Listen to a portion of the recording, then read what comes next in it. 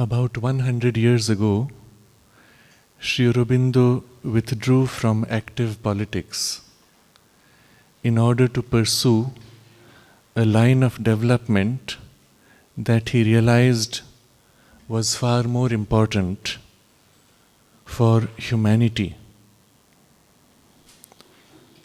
Having passed through a series of experiences, including the experience of Brahman and of the immanent divine in the world, he was given a series of revelations of the nature of the further development of human evolution, and pursuing that line, it became obvious that unless there was a radical change of consciousness, human evolution itself would not succeed in making that next leap.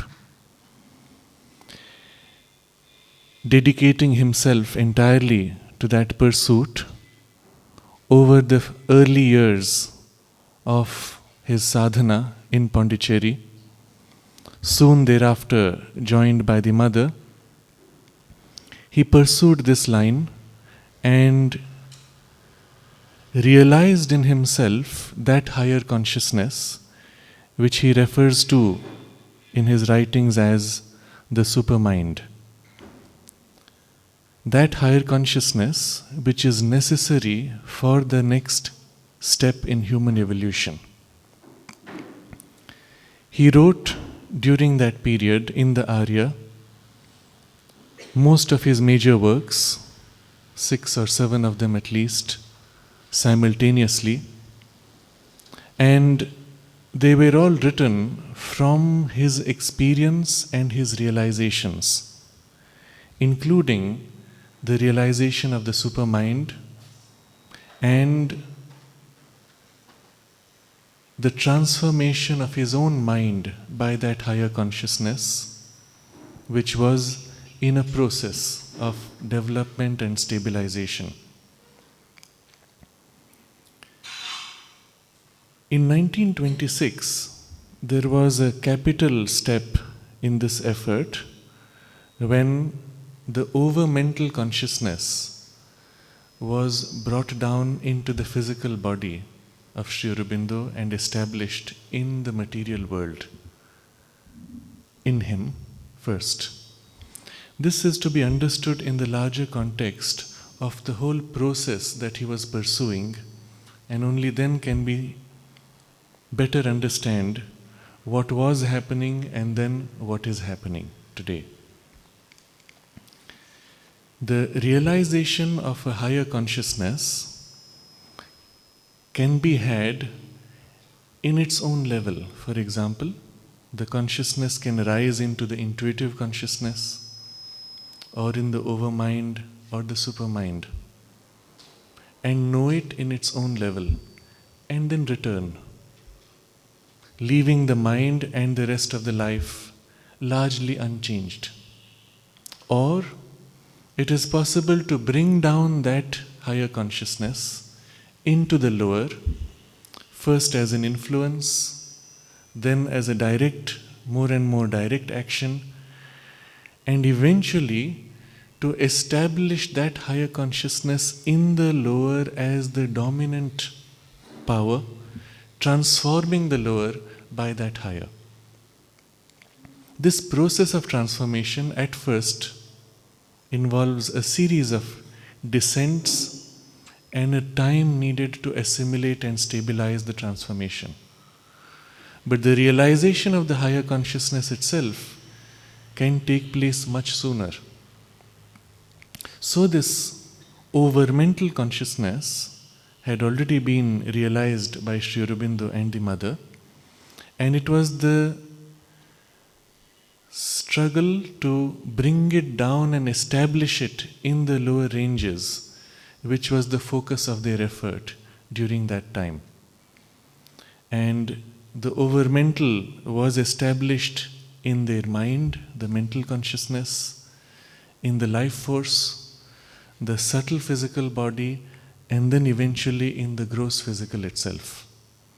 This was a capital step in the whole evolutionary effort. Because unless the overmental consciousness is established, the supramental consciousness cannot come down in its purity, in its direct action. In 1926, the mother observed that she noticed the presence of Sri Krishna hovering around Sri Aurobindo for some time, for a few days. There was a special presence in the air, in the whole community of the ashram, a presence of delight, preparing, intensifying. And then one day she said she saw this form of Sri Krishna enter Sri Aurobindo physically. She went and commented to him, and he simply nodded. But that was the capital step, the establishment of the overmental in the physical, which was the assurance that the supramental also would be established in the physical eventually. So that was the point where Sri Aurobindo formally withdrew from direct personal contact with the sadhaks in order to dedicate his entire concentration to bringing down the supramental into the physical. The mother was given formal responsibility of all the sadhaks and their sadhana in the ashram and outside the ashram. I remember a narration of one of the very old sadhikas in the ashram.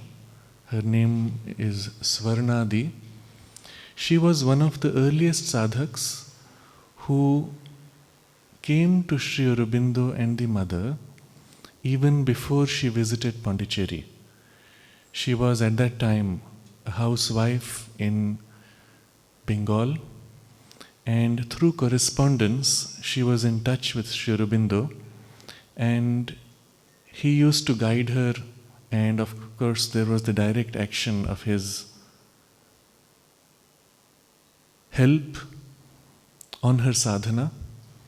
And she describes how she had, sitting in Bengal, a series of experiences which she did not understand, and it's only when she wrote to Sri Aurobindo that his explanations would come. One that she described was such: while she was swinging the child in the cradle, she would go into meditation and sometimes into trance. And once she had the sudden awareness of the whole subtle being, the subtle body, and she saw the 7 chakras within herself and the rising flow of the Kundalini energy and the channels of Ida, Pingala, Sushumna, which are all things we read about and we see pictures in books. But she experienced that within her, and not knowing what it is, but trusting that she was being led, she wrote to Sri Aurobindo for an explanation. In one of these, and around that time, 1926 or just after, she had an experience in which Sri Aurobindo pulled her out of her body. She found herself floating above, held by his hand, and drawn rapidly a great distance and brought to over Pondicherry. And then she says she was taken into a room where she met a beautiful lady. And Sri Aurobindo said, "This is the mother, and hereafter she will be responsible for your sadhana."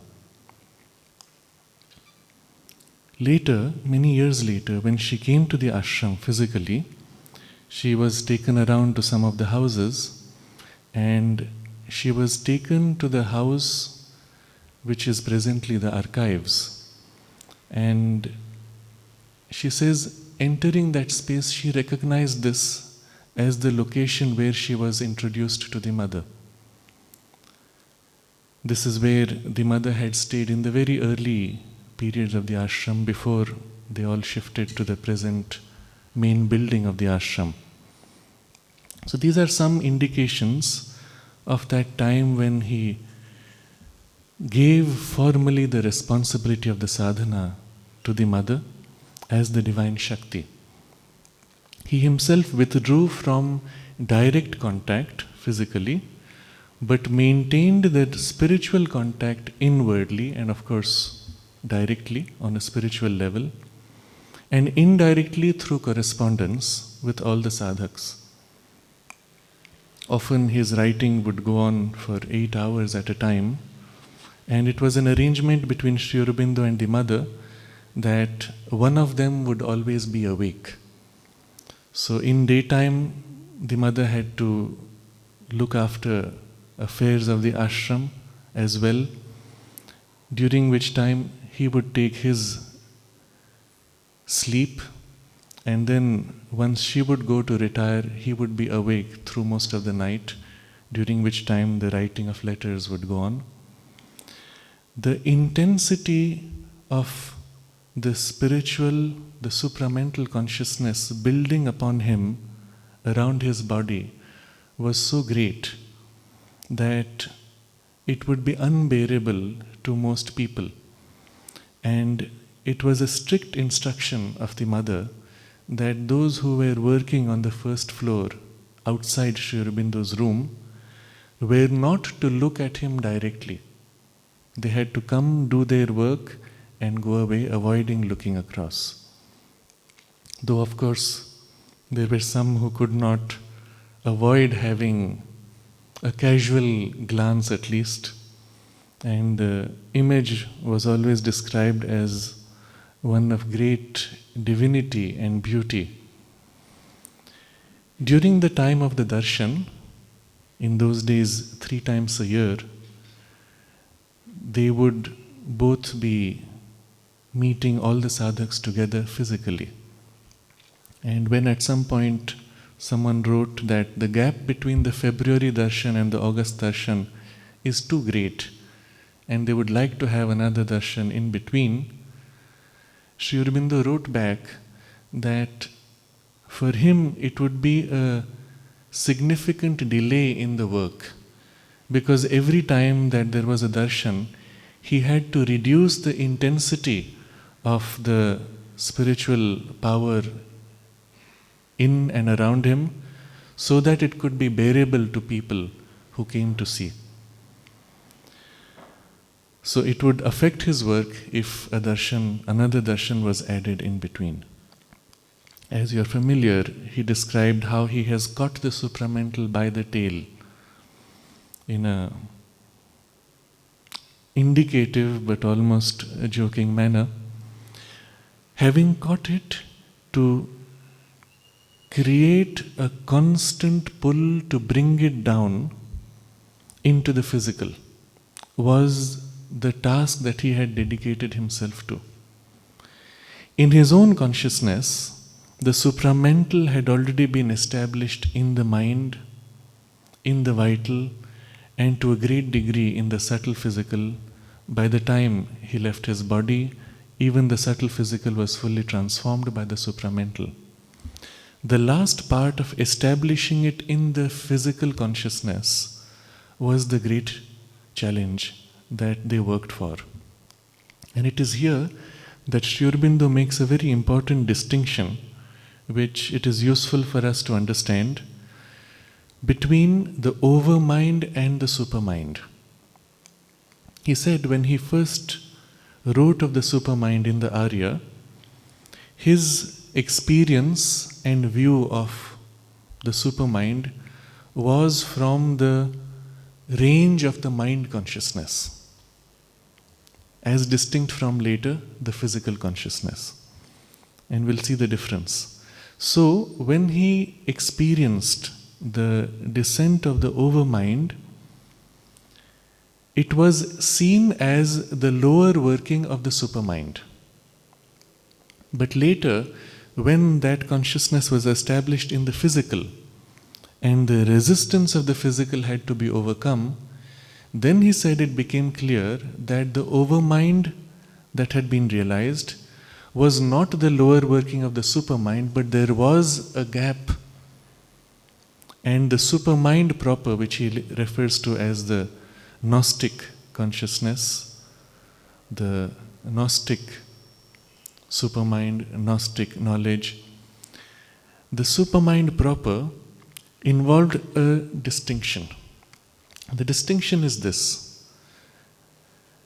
the supermind proper is a separate grade of consciousness which is one of the oneness indivisible. That, if it were to manifest and become the world directly, would have created a world which was divine from the beginning, which never would experience the division of consciousness, which would never have experienced the involution, the loss into inconscience, and the emergence back through evolution. In order to be able to experience division, it was necessary for the supermind to then take a step down, which first entry is the overmind. A step down to division, but in the overmind, and the highest part of the overmind is still an experience of oneness, but a oneness that accepts the possibility of division. So this fine distinction between the highest part of the overmind and the supermind proper, he said, was in fact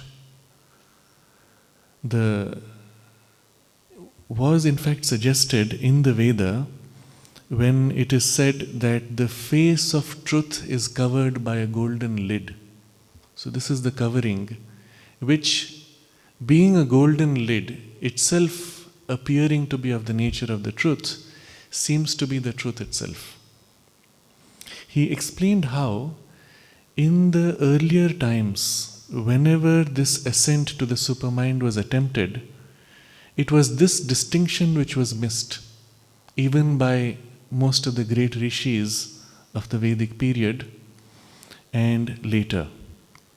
In the Tantric phase again, there was an attempt to realize the supermind, coming very close to this distinction but not realizing it entirely.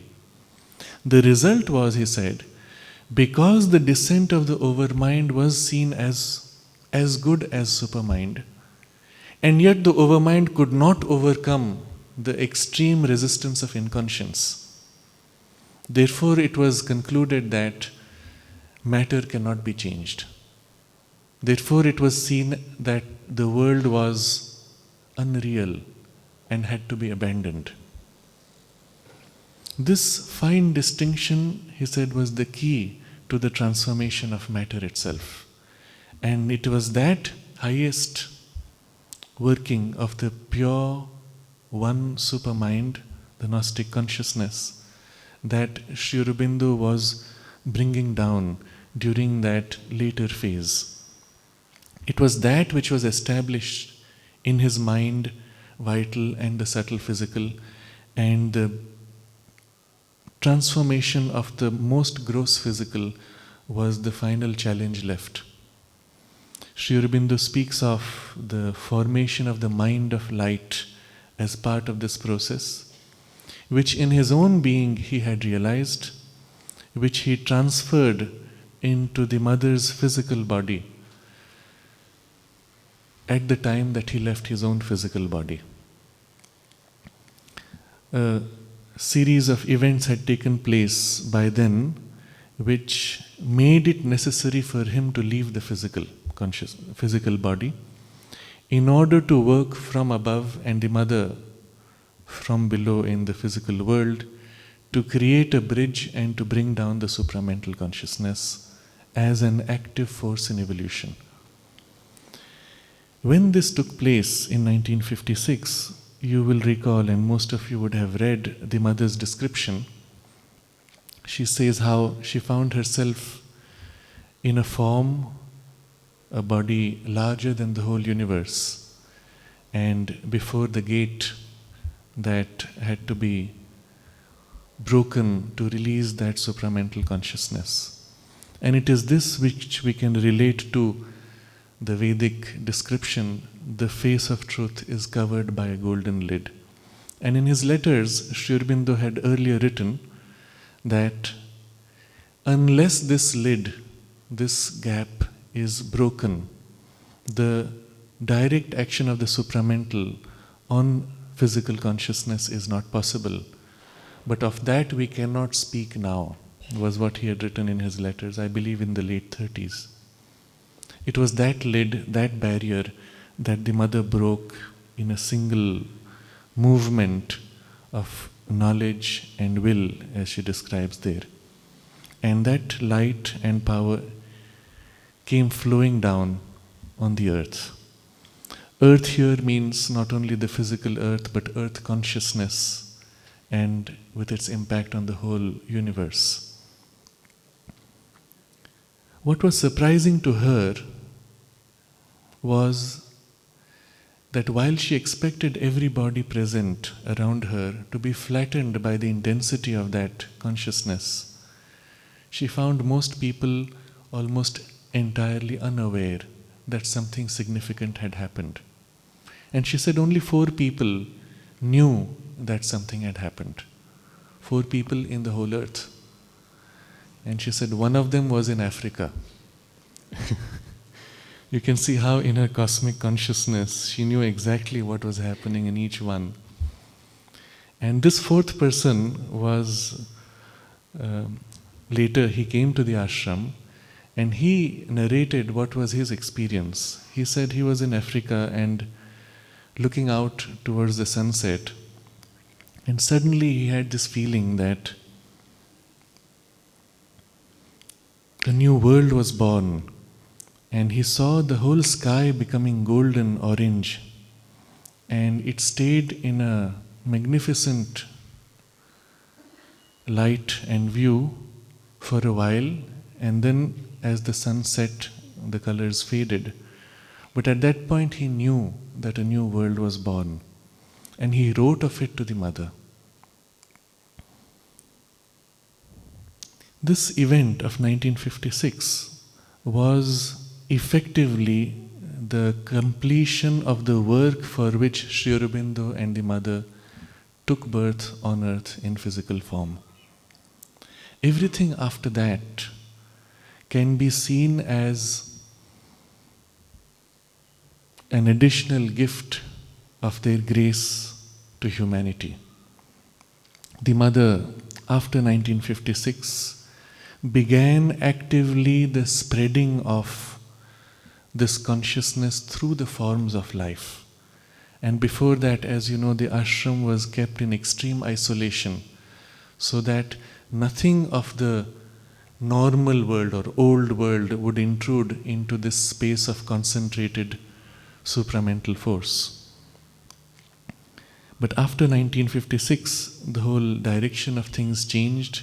She began to encourage people to form centers and to spread the knowledge and the works of Sri Aurobindo.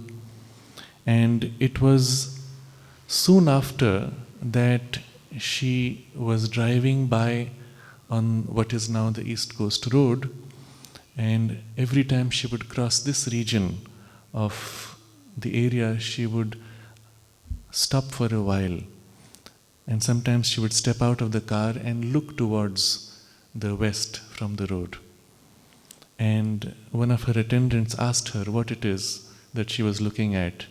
And she said, one day there will be a great city here. That is Auroville. And of course, she had the perception of what was to come. And it took a while before the human instruments were gathered and the things could take a more concrete shape. And that is how Auroville also began. In order to bring this supramental consciousness into a direct working in human life. And we must recognize here the distinction between the establishment of the ashram and the establishment of Auroville and their relationship. There have been many casual comments of past, future, etc., which are not accurate. The ashram was established in the beginning to create a concentrated space to bring down that higher consciousness. once it was established and active in humanity as an evolutionary principle, it was necessary to create the framework of life in which it could more and more directly manifest its truth. The ashram had limitations, not only in terms of space, but also of its primary focus, and therefore the necessity of a separate framework with a different declared objective, and that's why Auroville. But between the two, there continues to be a complementary relationship at an occult and spiritual level. The ashram still remains as a focal point for the realization of that consciousness within. Auroville still remains the focal point for the realization of that consciousness in the forms of life. And therefore, even in the charter of Auroville, the emphasis is more on the manifestation in forms of life. Everything here is to be built from scratch along the lines that that consciousness chooses. And that consciousness, the supramental itself, being not a fixed, rigid mental framework, but a multifaceted, infinitely rich possibility, expressive of a single oneness. Therefore, the life forms in Auroville will also be diverse. Therefore, even their organization will undergo a series of possibilities evolving as the consciousness of the people evolves. So Mother gave no rules, regulations or laws, but fundamental spiritual principles around which these organizational structures could freely flow to reflect the needs of each moment. These two centers established on earth, both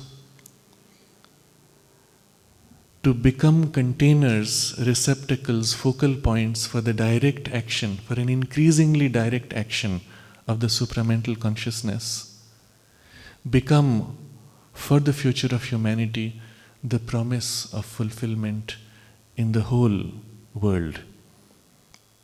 This gives us a broad perspective of the work that they did to establish the supramental consciousness on earth. When the early sadhaks came to the ashram, they came with various ideas, sometimes having read fragments, sometimes having heard some things, but always with an inner opening and conviction that they were committed to this effort. And many of them came with expectations that because of the supramental yoga and the result of the supramental yoga, they would become immortal, that death would be overcome immediately. That was one of the ideas that the mind was attracted to. Even as today, people come to Auroville thinking that, oh, here, the practical human unity will be easily achieved and we will live in harmony forever. But they are right in the perception. But that perception, to be translated, undergoes certain stages. They come with the idea of a perfect world, a perfect harmony, of a collectivity of humanity that shares ideals to such a degree that we will constantly be at one-ment as far as our ideal is concerned. Frictions would be minimized. These expectations were often followed by disappointments, as they are even today. The first death in the ashram was a shock to the community. Oh, death is possible still. And of course the doubts come, is this for real? But the inner conviction being present, that survives the doubt. Sri Aurobindo wrote in detail of the nature of the transition And for those who had read that and who still read it today, it helps to clear these doubts. The first thing which he points out is the evolutionary transition is gradual. Otherwise, it would not be an evolution. If it is a jump from here to there, with a gap in between, it is not an evolution. Evolution means from within the old, the new has to emerge in a continuity. And of course, in consciousness, it can be drastically different. But the process of emergence, therefore, has to be a continuity for it to be an evolution. And that means there is a passage of gradual change. The second point he makes is, or on this first point, maybe an observation needs to be made. There is a comment made by Osho, Rajneesh, in one of his books. He has a tendency to criticize other teachers that he does not agree with. And I believe there's only one reference to Sri Aurobindo, where he says, be careful of Sri Aurobindo, he can convince you about anything with his logic. But then the point of criticism that he brings in is, he says that Sri Aurobindo claimed that once the supermind is established and one person is transformed, the whole of humanity will be transformed. And he says, obviously, that's irrational. But that was a wrong statement, a wrong projection of Sri Aurobindo.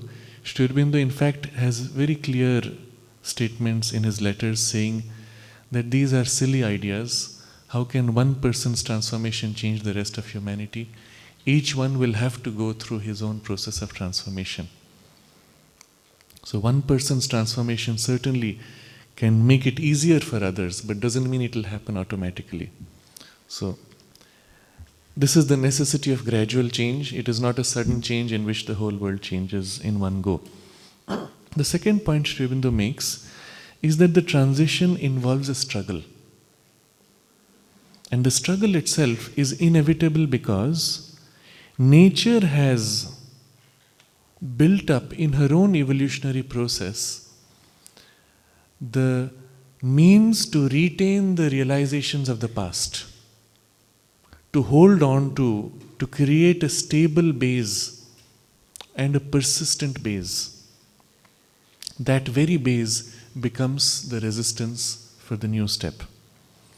He explains also how, when the overmental consciousness begins the division, it allows all possibilities freely and pushes each one to its extreme of actualization. And therefore, in practice, in the divided consciousness of the manifest world, every single force has a right to exist and to persist and to ensure that it does everything possible to continue to persist.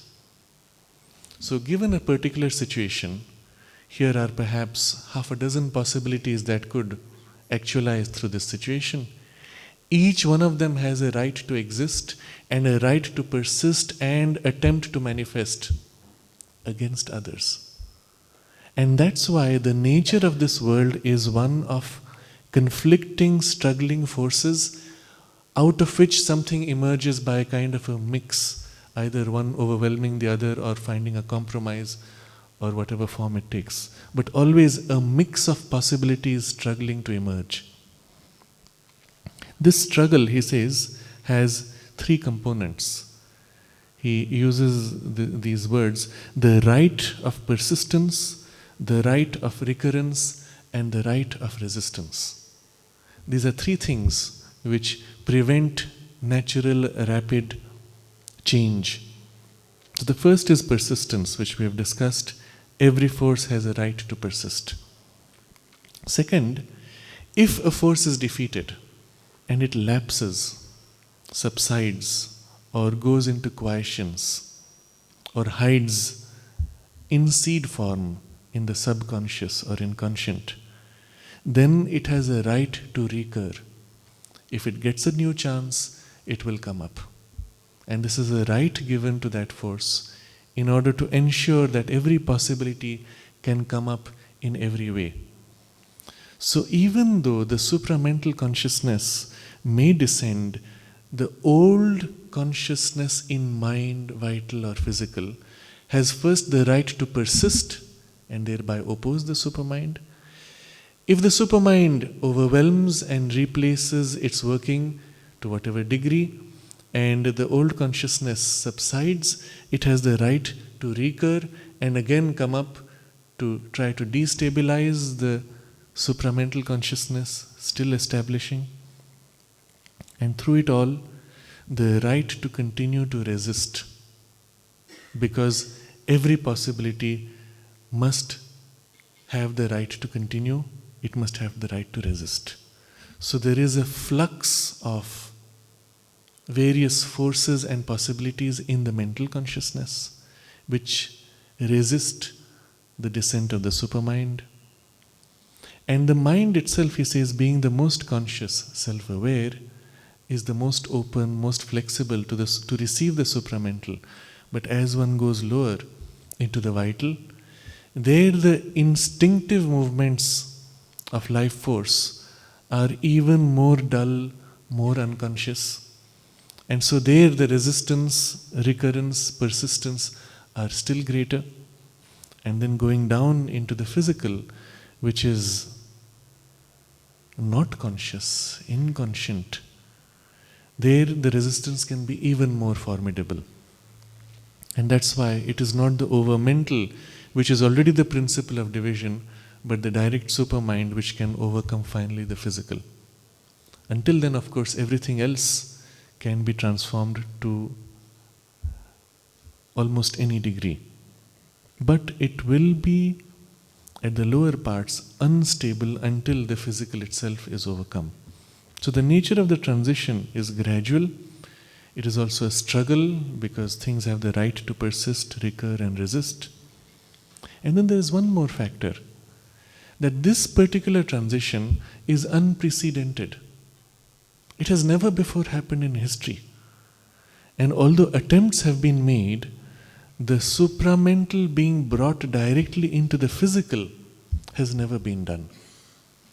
In the Veda, Sri Aurobindo observes, the Vedic rishis could bring down the supramental into the mind, into the vital, but the body itself was seen as the container for this transformed inner consciousness.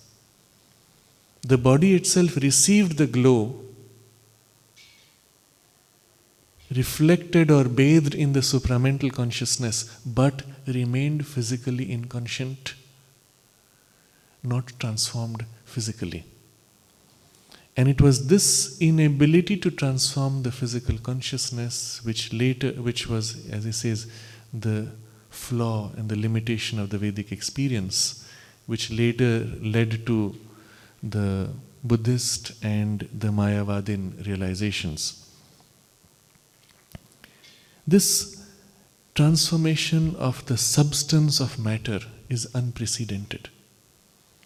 And therefore, it has its own surprises, its own difficulties, which cannot be fully anticipated. So this being the nature of the transition, we must recognize that while that which we have sensed intuitively in our own ideals is true, that truth may involve a struggle to realize. So, in practical daily terms, while Auroville is the space where human unity is meant to be realized and will be realized and has been realized even in parts, in fragments, in not too stable circumstances, the process itself stabilizing may take time, will take time. And that's all right. That's part of the game, that's part of the journey, part of the effort. The question is it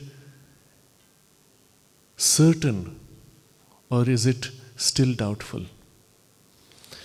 Once the supramental consciousness has been established on earth, the final transformation is certain.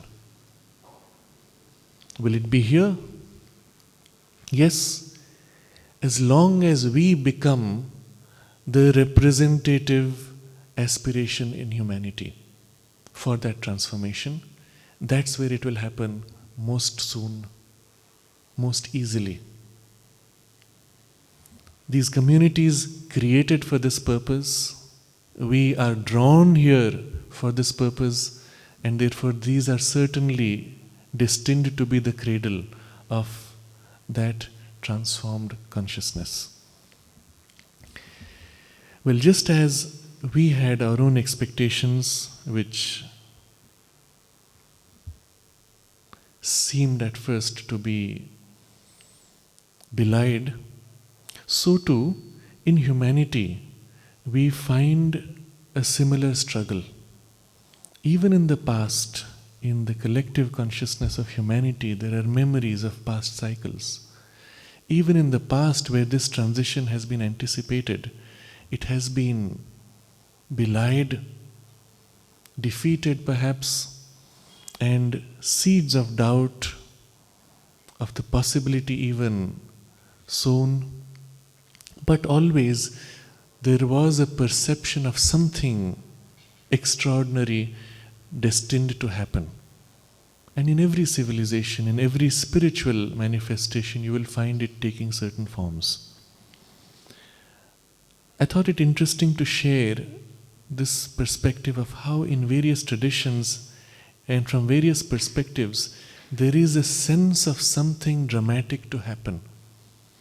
Most of you are familiar with the Mayan calendar and its end in the year 2012, December 21st, down to a few minutes. Now, what is special about this calendar, carved in stone many thousands of years ago, is that the calendar is still accurate in predicting eclipses down to a few seconds. And this calendar, created by such an advanced civilization, comes to a dead halt at a precise date and time. So for many, it's another doomsday prophecy, as the year 2000 was for many an end of an age, or perhaps even the end of humanity. So there are similar ideas which are promoted, but it's not that which is important. It's the sense of an end of an age and the beginning of a new age, which was foreseen by the ancient civilizations or their mystics. There is similarly in religious traditions the idea of an end and a new beginning.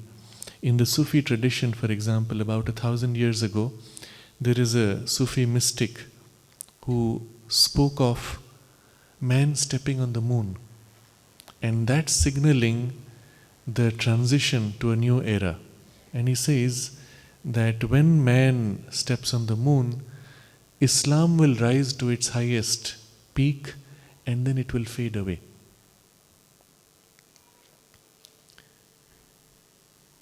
There is a similar prophecy in the Catholic Christian tradition, where one of the very mystical popes about 500 years ago wrote a series of visions in his diary describing the future popes to come, and it was discovered about 50 years ago.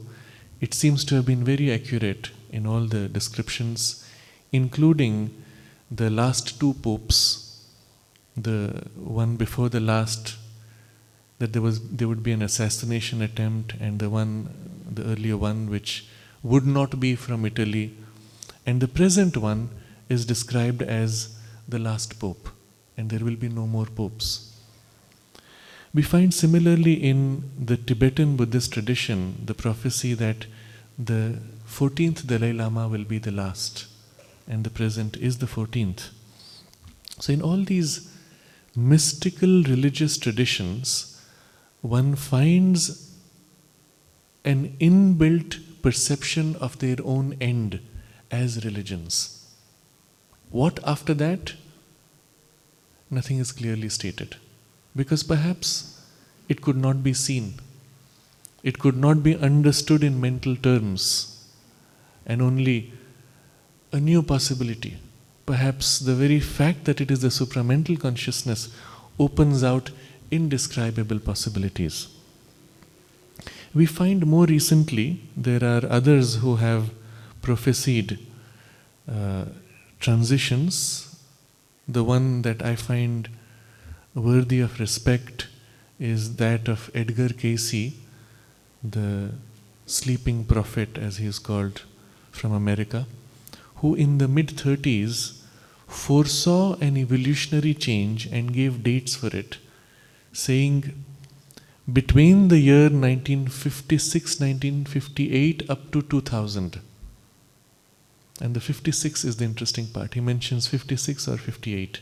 Beginning then up to 2000 will be a change in human evolution, as if a new step in evolution would begin.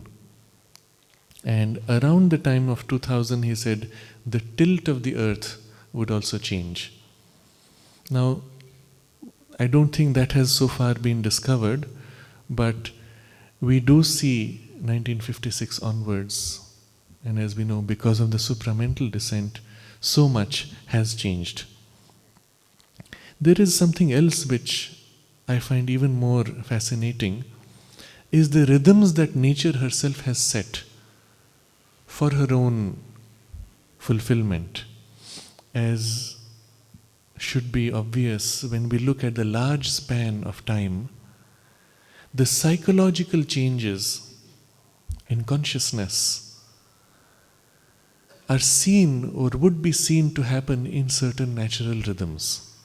The cycle of yogas, for example, is one such, where Sri Aurobindo explains the rationale of that cycle, where a truth is first lived, and then it is held by force of will, and then it is organized by external organizational pressures, and then eventually every attempt to hold it by artificial means gives way, creating the four natural rhythms, cycles or ages, yugas, of the normal evolutionary spiral.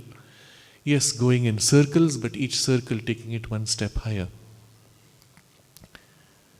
So the cycles of yugas, for example, are mapped out across so many years in a very precise mathematical timing, to which Sri Aurobindo doesn't give much importance. He sees them more as indicative rhythms, but still, when we look at the large span of development in nature, a cycle ending may not end exactly on the year measured out in the yuga calculation, but somewhere around that time, which in evolutionary terms will mean maybe in the 1,000 years around that time.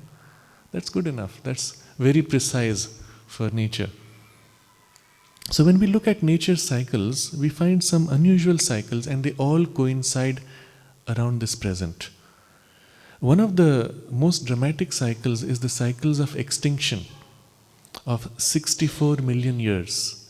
Every 64 million years, for reasons we do not understand, there is a mass extinction where more than 80% of the species are eliminated.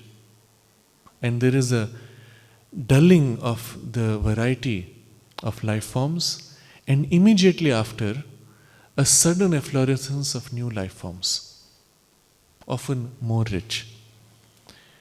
This immediately after, again in evolutionary terms, could be a span of a few thousand years. In 64 million years, that's a blink. The last extinction took place exactly 64 million years ago with the extinction of the dinosaurs. And the next one, therefore, is due somewhere around now.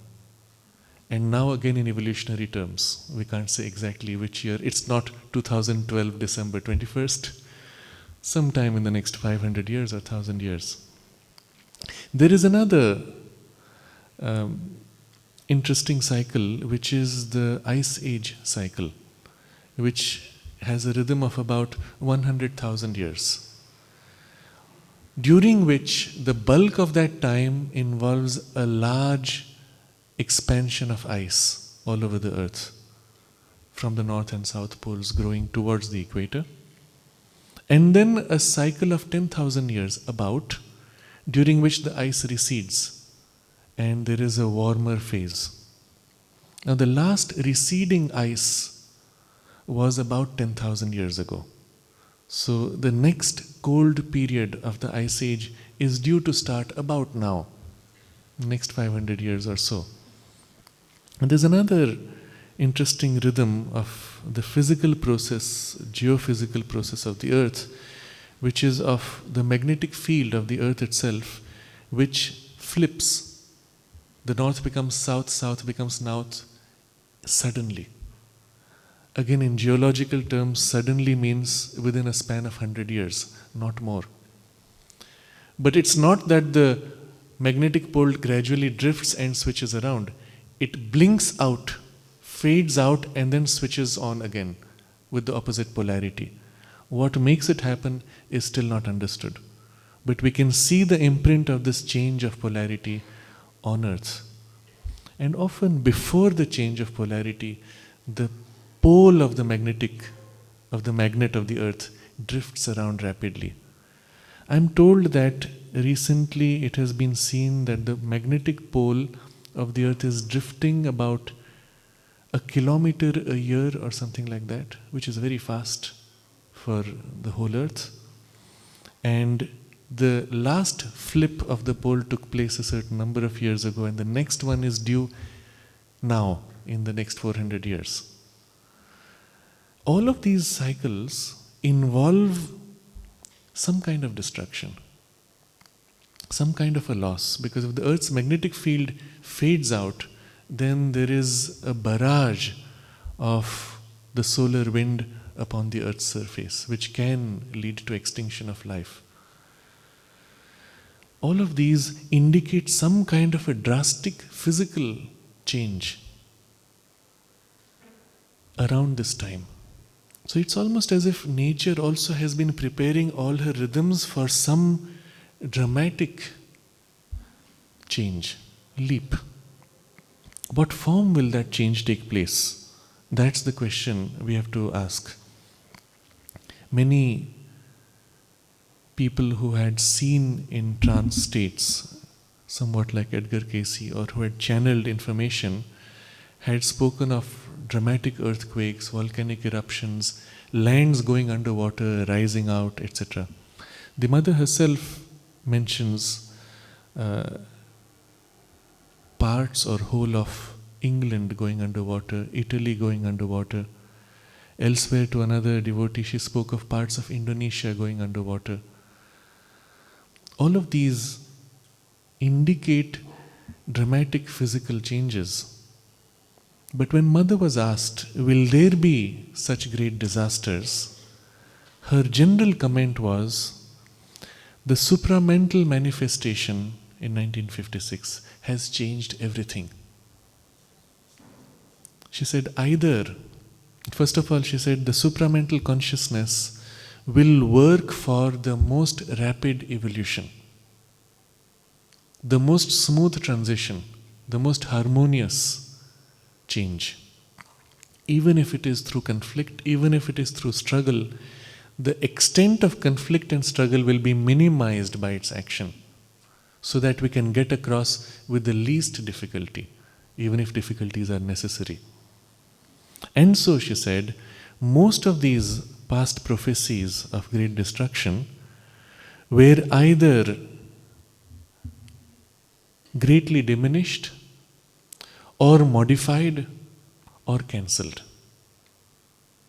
And much of this depends on the state of human consciousness. It is an interesting fact that has been measured physically, that whenever there is a mass connection of human beings in feelings or thought, there is a change in the vibration of individual atoms. I have mentioned this earlier on other occasions. It's called the Global Consciousness Project, which measures the vibrations of certain atoms in a computer. And what we observe is that whenever there is a mass event of people thinking together, feeling together as after a disaster, there is a reduction in the randomness of the physical vibrations of all atoms on Earth. This shows a close connection between the human consciousness as a species and the physical processes of the Earth itself. And therefore it would not be surprising for us when we are told by mystics and spiritual teachers that even earthquakes, volcanoes, the weather itself is affected by the state of consciousness of human beings on a collective level. An individual can only affect so much, but the collectivity has a great impact. So, most of these dramatic and perhaps destructive transitions will likely be modified, reduced, or will be used if humanity refuses to change. Mother gave ample warnings. She said if humanity does not change by choice, then it will be through crashing circumstances that the change will be forced. If, for example, we do not stop the destruction of our environment, then eventually that environment will be destabilized to such a degree that we would not have enough food for our own survival. And that's a crashing circumstance. Survival of humanity itself being brought in question by our own stupidity. But if we take corrective actions soon enough, then obviously not only will we survive, there is of course the price to pay for the damage already done, but we will create a better synergy with nature and lead perhaps to an even greater harmony for the generations to follow. That's the point of choice. And the choice centers around what is our priority as a humanity. Are we going to expend ourselves in the moment's satisfaction of desire and egoistic claim? Or will we widen our perspective, view the larger humanity, feel our oneness with the whole and with the times to come?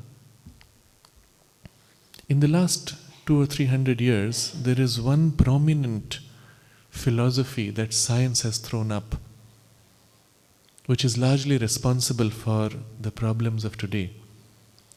And that is the idea that our consciousness is the product of a material process.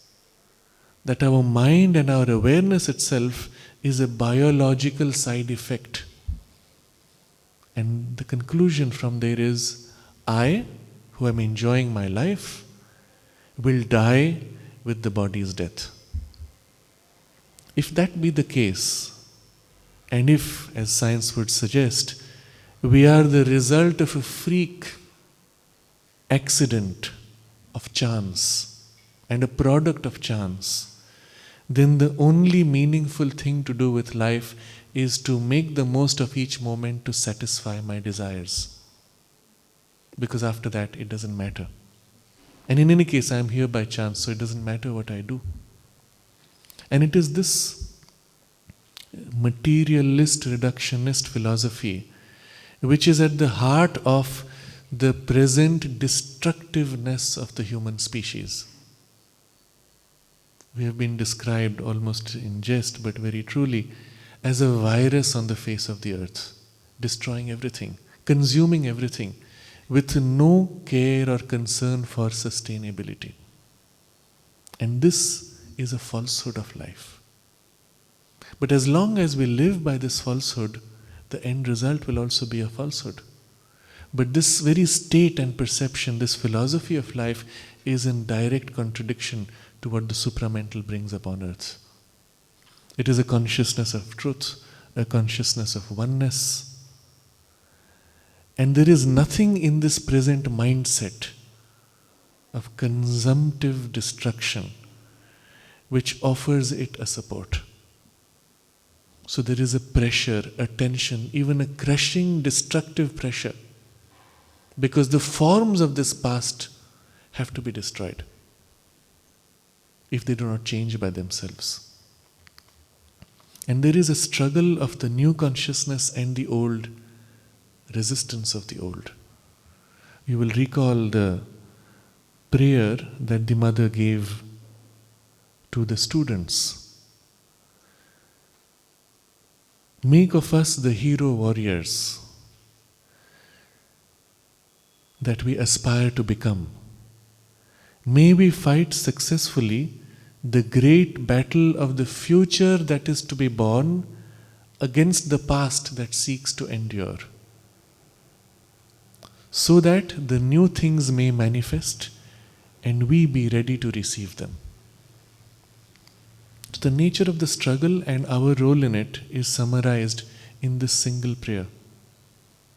And she wrote when giving this prayer that this is to be repeated by all students every day. And I think we are all students, both of the yoga and of life, and it's a general guidance we could also take advantage of. We are hero warriors. And in us is the potential for receptivity, individually and with spaces like ours, collectively. Not so everywhere on earth, where it is more individual than collective. Here the collective consciousness is stronger. And we are the space in which the receptivity is greatest, and that higher consciousness and its gifts can be received directly. But there is a struggle. And it takes place in our collectivity and in us individually. What is the affiliation that I have in myself? And to what? Will I live by that philosophy, or I would like to do this, I would enjoy doing that, this is convenient for me, so let me just do it? Or will I at that moment step back and ask, what is it that the divine consciousness would want of me? There's a point of transition there where I have to choose which is more important, I or that. My ego shrinks from submitting to that, because it feels that when I submit to that, I don't get satisfaction. That may fulfill itself, but I don't get satisfaction, and I am more important. And it's necessary for the ego sense to recognize that that is not other than itself. The ego itself is a reflection of that and a distorted expression of that. And the fulfillment of the ego is when it can recover its own completeness in that. And so to submit to that can be a joyous experience when we relate to that differently. I submit to my own highest aspiration, which is that. I submit to my own highest potential, which is in that. And then the ego can participate and give itself more easily. But at every point there is a choice. And in every relationship and in every conflict and in every situation there is a choice. And while it is accepted that we will sometimes fail, the question is, which is the greater in the balance? Do I submit to my own higher knowledge or conviction or ideal more often? And as long as we make a clear tilt towards the higher, the battle is already half won. The second half is a process of consolidation and stabilization. But as long as this first half, where I choose and submit to the highest that I can reach at this moment, which may change, which is not a problem, but I persist in making that effort at every moment, the half the battle is already won. The rest is a question of time. When Mother was asked, how will we know that this new consciousness is beginning to work and is beginning to establish itself physically? She said there will be two signs of the supramental working in the physical consciousness. Of course, in the mental consciousness it has already done much, which we will touch shortly. But in the physical consciousness, she said there are two signs.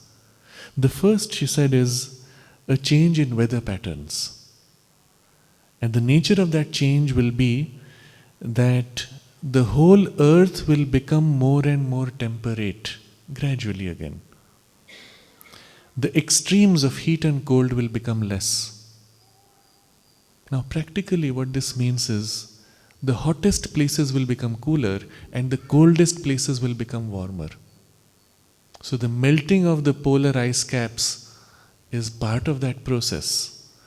But also in places which are tropical, you will find the cold lasting longer, or the extremes of heat becoming dulled. Something which I think all of us have already begun to perceive even where we live. But necessarily, as was discussed earlier, the transition is gradual and involving a struggle. So there are fluctuations. And it's never happened before that these fluctuations have been the kinds that we see today, where in some parts of North India, for example, during winter there was a heat wave not once but 3 times. And every time the heat started, the trees would begin to sprout their leaves, and every time the cold came back, they would drop the leaves again. And within a month, it happened 3 times.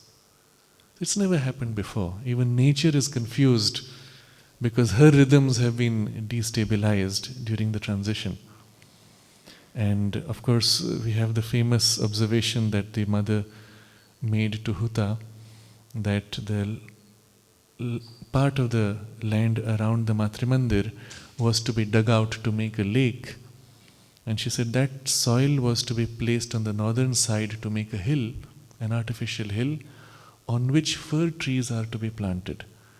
And Huta says, fir trees? Mother says, yes, because there's going to be snow.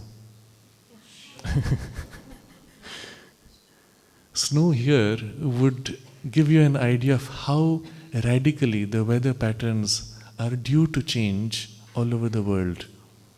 New rhythms will have to come in place, before which there will be destabilization of existing rhythms. How soon? Well, it doesn't sound like it will be too far away if it's a question of building this hill and planting fir trees. In evolutionary terms, it's very, very close. But in human terms, it might be a generation or 2. We don't know. Maybe sooner. So this was the first change Mother spoke of in the weather patterns by the action of the supramental consciousness and evening out a greater harmony. The other physical change, she said, will be in the human body. The form of the human body will undergo a change, and the nature of that change, she said, was the distinction between the male and female forms would become less. The human body itself would become more androgynous, and this will be seen most and first in those who develop the body consciousness, such as gymnasts and athletes.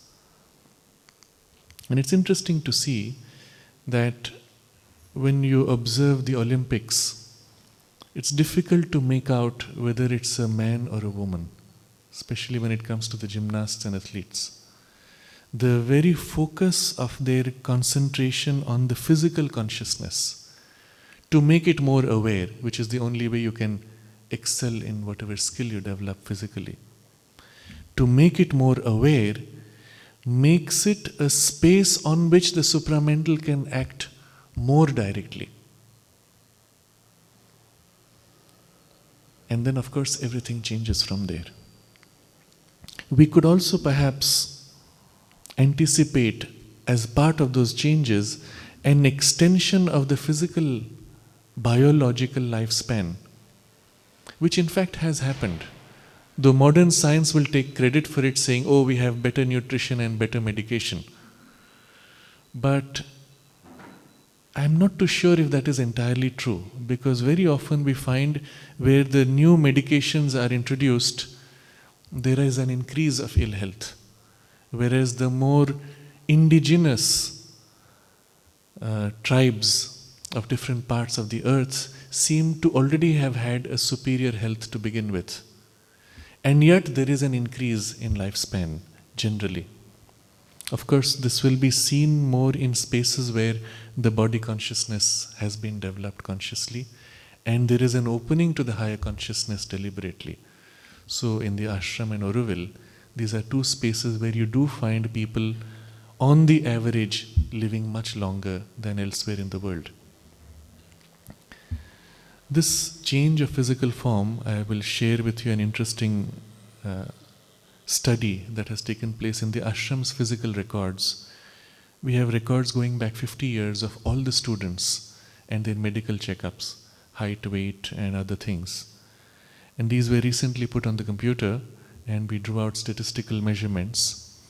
What we find is over the last 3 decades, the average height of both boys and girls is growing. But the difference between the average of both is narrowing. So you have an average of boys going up, average of girls going up. So there are 2 slopes, but the slope of both is narrowing and coming together closer. It's an interesting observation. How is it happening? Well, that's part of that working. There's also an interesting observation that was shared by people who have been on earth longer than I have. The observation that newborn babies are different physically. It used to be 30 or 40 years ago that babies were born bald, fists closed and eyes closed, sleeping much more. And it so happens in the last 20 years we find far more babies born with hair, hands open, eyes open immediately after birth, and even attempting to communicate in some way. This shows that evolution is squeezing part of the development after birth back into the womb. Now, in the womb, you already see the entire biological evolution of life represented within those 9 months, starting from a form which is a single-celled creature to something that appears like a tadpole, then appears like a fish, then appears like a frog, then appears like a whatever stages, baby monkey, and then eventually the human form. But things which took place after birth are also being pushed back into the womb. So everything indicates an acceleration of human evolution physically. These are the most dramatic because they indicate most objectively. Less dramatic but equally important, but because they're subjective, are the psychological changes which have been taking place. And the transition from one age to another is described as having a Pralaya, destructive phase. That's the term used in Sanskrit. Pralaya is the destruction between 2 ages. And if the Kali Yuga is ending now and the new cycle of the new Satya Yuga is to start, the transition point also involves a destruction. There is an interview of Sri Aurobindo dated 1907, which appeared in a Madras newspaper, the full text of which has never been printed, and I don't know why. Perhaps because it is the only time he seems to have made a prophecy with dates. In that he says, or he is quoted as saying, that 1907 marks the end of the Kali Yuga, the first 5,000 years of the Kali, and the beginning of the transition for the new Satya Yuga. And then there is a text that very prophetic, and you must keep in mind it's 1907, nobody could imagine what would happen next. And he uses words like, the high will become low, and the low will become high, and the oppressed and the depressed will be elevated, and in the midst of all these changes, India will become free, and so on. But these were indicative of what he already foresaw. And you can see that the low becoming high and what communism did in the subsequent decade could not have been anticipated earlier, and the various other changes. But what we are seeing is this huge churning taking place in the mass of humanity. Even a reversal of priorities, capacities, authorities, and it's part of that transition. Chaotic at first. But in the chaos is often the greatest opportunity for change. When things are rigidly structured, there is very little chance for change. So it's almost as if a transition through chaos is inevitable, destructive. Of this, Sri Aurobindo said, this pralaya is not a physical destruction but a psychological change. A psychological destruction of past structures and values. And the most obvious of these are the institutions built by mind. We organized human life in certain ways. We created governments, we created legal structures, we created management systems, we created family units and frameworks. All of these are being loosened up and even being brought to a point where they appear to prevent further growth. Governments, which were the means by which we organized our security as a nation, are today the greatest resistance to change. Sources of corruption, sources of the persistence of the past. And almost everybody feels oppressed by governments all over the world. And that itself shows you that there's going to be a sudden change. It might be dramatic, it might be gradual, we can't see, but there is going to be a change, and a radical change in the way governments exist. They have become obsolete in the way they've been running.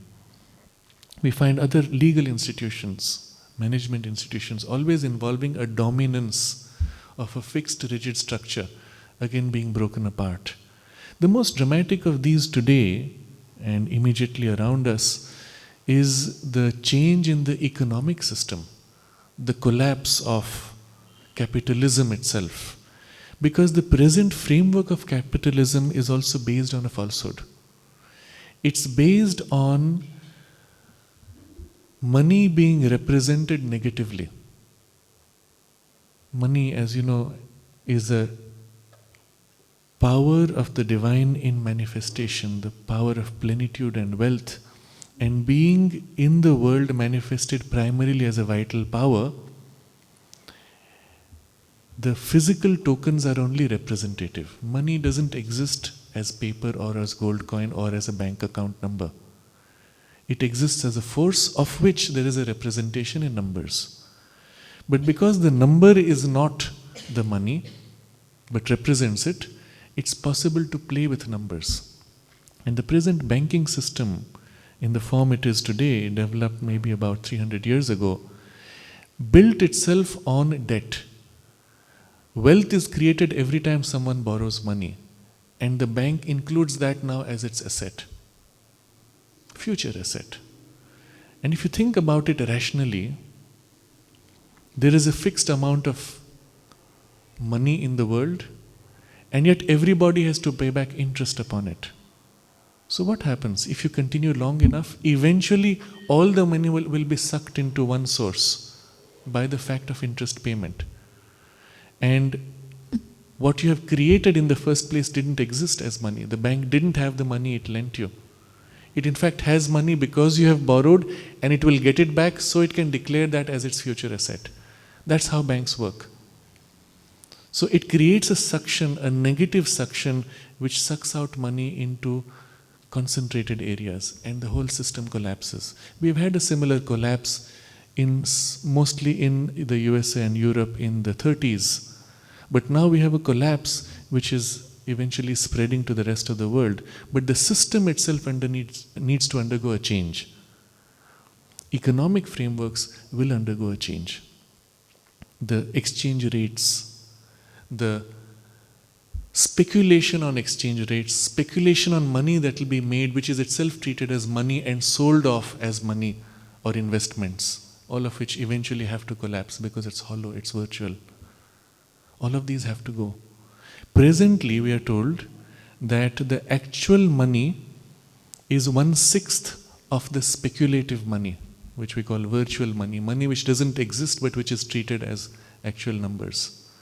So even a small fluctuation in the speculative money can wipe out the entire amount of actual money, because that's 6 times greater. That whole 6 times greater portion has to collapse eventually. So these are all unsustainable frameworks which we developed. They worked for us for a while, but eventually they have to break down because they are false in their basis. It's the same error we make in our relationship with the environment in the financial system, that if you have a lake or trees here, they are not treated as assets on your balance sheet. If you cut that tree, that log now is an asset on your balance sheet. If our financial system only treats destroyed nature as an asset and ignores living nature, then obviously all of the financial processes will tend to destroy nature, to increase their asset base. So these are again values which are so intrinsic to the human mindset today because they've been on for a few hundred years now, but which were not so in our indigenous sustainable lifestyles all over the world. So all of these are also changing, institutions are changing, economies will go through a painful period of collapse and a new formation. Mindsets, ethics, morality are changing. When Mother started the physical training program in the ashram, she made it a point to ensure that women participated equally with men. And the first time she created the dress for the women to do their physical activities, one of the boldest girls was asked to wear it and stand before everybody, and there was a kind of a shock. Oh, are we going to wear this also? Wearing, at that time, long sleeved shirts and trouser-like things, which later she made into half-sleeved shirts and shorts, boys and girls equally. It was radical at that time. That was around the time when there was still the struggle for women to be allowed to vote in many parts of the world. But she was radically ahead and she worked on it. And there's an incident which I came to hear more recently. She would encourage women also to be playing with her while playing tennis. There was a practical difficulty she faced. She would look and point to some people and ask one of her attendants, who's that person, who's that person? And the attendant noticed that she would ask more often about women than men. So she asked her, why is it that you have difficulty making out who they are? So the mother said that when I'm looking at a person, it's not so much the physical sight, I'm seeing also their psychological form. And most of the women are still unformed in their individuality, so I can't make out who they are very clearly. Now this is happening in the 50s. And then she commented to that attendant, she said, but now that I am here, all this will change. So her effort was clearly concentrated on bringing about these radical changes, and we are speaking not just of human values and perceptions and relationships, but the very nature of consciousness. You will see in most traditional societies, women are held back, suppressed, and the individuality is not allowed to form too much. But that's how families maintained their stability. The men were more individualized, women less, and there was obviously the dominance of men. Sri Aurobindo even suggests that in the past there have been civilizations where women were more powerful than men and men subservient. And he says in future nature could play with that possibility again. If he says that, then generally it indicates it's going to happen in some form or the other. But all of these were things which are destined to change because they belong to a past and a false consciousness and are contrary to what the supramental is bringing. And what does the supramental bring as far as gender is concerned is that simple statement the mother made to one of the girls who was complaining about some exercises. She said very sharply, for God's sake, can't you just stop thinking whether you're a girl or a boy and try to be a human being? And the gender distinction is really irrelevant in terms of consciousness. And the supramental transformation involves the rising beyond distinctions of consciousness and limitations of consciousness. It means the full efflorescence of the full power of the divine self. Nature started with distinctions, with specializations. She developed those specializations in order to create a rich diversity when they were brought back. And the mother observed that nature has decided now, this now is probably in the 50s, she said, to bring together all these specializations and mix them in a huge mix to create a sudden rich diversity. The strategy is very interesting. If you take a large number of people and allow diversity, you will get a certain diversity, but not much, because people tend to cluster together in common types. But what nature did is to extend in different areas of the earth to the extreme the specializations. So once all extremes of consciousness have been taken up and then they are brought back and mixed together, you have suddenly a much wider and richer diversity, because it includes all the extremes now. It's not a narrow band growing wider, but extremes developed, brought together. So this is the strategy, and she said at that point in the 50s, I believe, that nature has decided to collaborate. And there's no end to the wonders of that collaboration.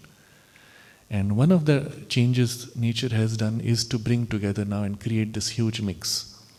So you'll find increasingly intercultural, interreligious, and interracial marriages becoming more common, which earlier the instinct in humanity felt itself repelled from, now it is drawn to. But it grows in its own way. We find equally a change in the fabric of human society, in the family structure, marriages, divorces, and through it all a kind of a grassroots coming together. Sri Aurobindo lists the various steps that evolution has taken to create units, starting from the individual, the family, then the tribe, and then the regional and the national identities, and then the human identity as one humanity. Of all of these intermediate steps, and perhaps even other sub-steps, of all of these intermediate steps, he says, nature has chosen, I'm not sure if he says nature or the divine will, but we can even see both as equivalent. Nature, let's take it as nature, has chosen to preserve only three. From the individual identity to the group human identity, there are three steps: family, nationality, and humanity. All the rest will fade away, or they may exist subservient to these. And it's interesting to observe, and I suppose we can all do it as our own independent individual explorations, to see how these three are somehow seen to be stronger, while others are breaking apart. And where these three are being weakened, there's a reaction and an attempt to consolidate on these levels. But I suppose this describes a process which will take at least 100 years and will develop over the coming 100 years. But through these we also find a growing interdependence, which is more directly the action of the supramental. Being a consciousness of oneness, while it supports the most rich diversity, it holds it as facets of its own oneness. And so the increasing sense of oneness in humanity is the most concrete and the most direct change of the supramental on the human mind. Where 50 years ago we would have said, my nationality first. Today we speak of my humanity first. And the nations have to submit to this larger truth that we feel. The governments resisting, human beings at a grassroots bypassing governments. Creating frameworks expressive of the truth that we feel within us, even not always mentally formulated, but subliminally sensed. And we create frameworks for this kind of a interchange, the most concrete of which is the internet. The internet was not created by governments. It emerged from a grassroots process, bypassed governments. Governments were caught by surprise and tried to regulate it but could not. Some still do, but they cannot eventually. Being essentially an expression of the commonality of the human people in technology, it cannot be controlled by any central agency. And we find ways to bypass any control devices. You cannot restrict on the internet anything. everybody is able to bypass any restrictions. And the change is such that even if all governments come together and say, together we will restrict our people, it won't work. So that's one physical, I will say, organ of social expression of this deeper unity. There are others which are also growing, one of which is the mix of media. The media broadcast itself transcends national boundaries. It's a satellite broadcast, you cannot stop anybody from receiving. But there is a rapid exchange of media across the world. When a movie is released in one place, it's available all over the world, at least through the internet, if nothing else. It's translated into so many languages. People are interested in watching a different cultural value. Where earlier they were seen as oddities, today they're seen with interest. So there is in the human consciousness an urge to reach out and connect and absorb the experience of other cultures and values and perhaps their best. Which is what the mother anticipated in Auroville by asking for the pavilions of each culture to be represented here. Because the future, she said, would be for each culture to share its best with the whole world without losing its uniqueness. So a single space in which all cultures are available. Very crudely, this form is now seen all over the world in malls, where you get a food court in which 5 or 6 different kinds of cuisines are available in one space, and you can pick and choose from any, try them out, mix them, and yet the distinctiveness of each remains. It's a very crude starting point, catching the most obvious form of greed in the human being. But still, it's a good starting point, and it will widen, including even forms of dress, and most important will be the psychological values that each culture has to share with others. So this growing interdependence has taken on many forms, but ultimately all the external organized forms, including economic, are expressions of a psychological need felt within us. Who made the effort? Nobody. No individual, no government, no educational system or book has made a conscious effort to create this sense of wanting to connect with the whole. It's emerged from within the heart of humanity, by the pressure of the supramental consciousness. Its result has been the creation of educational tools and other technological means to express what we already feel. But it didn't start from there. The human species itself, beginning to feel this sense of oneness, can be and is often assisted by problems, difficulties, dangers. Because it's part of the human makeup that when we together face a problem, we come together most easily. I find the recent large-scale natural disasters to be an interesting point of observation in which you see the groups suddenly coming together, bypassing differences. And then when they fall back, the problem has passed, when they fall back into their individualities of whatever level of unit of organization, they are no more the same. There's a connection built during the time of crisis which is not lost, and things continue to happen. There is a rapidity of change in new ideas, hopes, possibilities, experiments taking place, and all of these are part of that increase of the evolutionary pace of growth. In all these, for us particularly here, the recognition of the supramental consciousness as an active force and power, making this, assisting and guiding it, is of great importance. In the rest of the world, these changes are seen almost as a social or accidental process. But for us, there is this difference that there is a consciousness that's making it, actively leading it. It makes a difference. It makes a difference because we can open to that consciousness deliberately.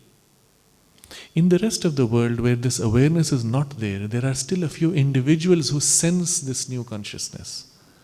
They speak of a new age. But the idea of new age is there is an age waiting to happen. It's sensed indirectly, but the reality of it is not known. And therefore the mind's active participation, submitting to it consciously, is not so easily possible. For us it is. And that's why it is here that the most important and the most rapid change can be made most smoothly.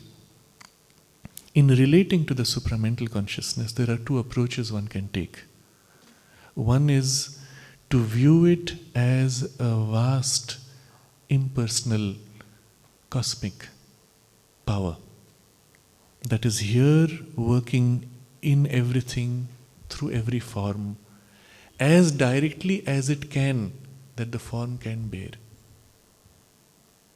A finite form meeting the infinity of the supramental would not be able to bear it. It would burst apart. The earth itself could have shattered if this descent had taken place too soon. And therefore it needs an intermediate support, sometimes of 1 or 2 layers, for that action to be diminished and diluted before it can act on finiteness.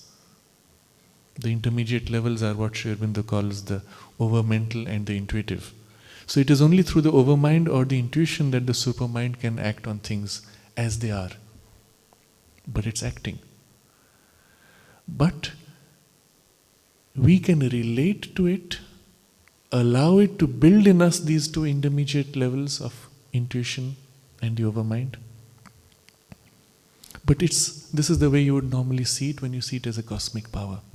The other way to relate to it, which makes it much more direct, is to know the supramental consciousness as the conscious Shakti of the Divine. The Divine Mother herself as the supramental Shakti meets us directly. And to know her in the form of the Mother, whom we adore, is then the most intimate relationship we can have. In The Mother, the little booklet, Sri Aurobindo describes how the 4 powers of the Mother, Maheshwari, Mahakali, Mahalakshmi and Mahasaraswati, form in us, establish in us and fuse into one movement in which the supramental Mahashakti herself descends and works in us. Well, this is the key. If we begin by relating to her as the conscious embodiment of the Supreme as the supramental Shakti, our hearts flow out to her in gratitude, in love, in self-giving and devotion. Our minds know her as one who is so close to us, who in fact is the one to whom we surrendered, who has called us here, who has created this space for us, and who presides over all that happens here. And our actions in life can then flow most easily in service and consecration to her. To know her not only as the Divine Mother, as the Divine Shakti, but as the supramental Divine Shakti is the means by which we can feel ourselves closest to the supramental consciousness. Whichever way we find ourselves more naturally relating to, the idea is to enter into that relation as quickly and as completely as possible. This can take many forms again, a form of concentrated meditation, a form of relation and devotion of heart, a form of work and expression and service, but by whatever means to feel the closeness of the idea or of the feelings and to allow that closeness to gradually spread to fill the whole being. This is the way by which we place ourselves in touch with that supramental consciousness. And to the extent that we are able to do that, all the change necessary in us is done rapidly. To put it in extreme terms, there's a letter that someone wrote to Sri Aurobindo saying, I was told that if I put myself wholly in the hands of the mother, then the transformation in me can be done instantly. Sri Aurobindo wrote back saying, yes, that is true. The condition is you have to put yourself wholly in her hands, with nothing resisting. And then of course the transformation is instant.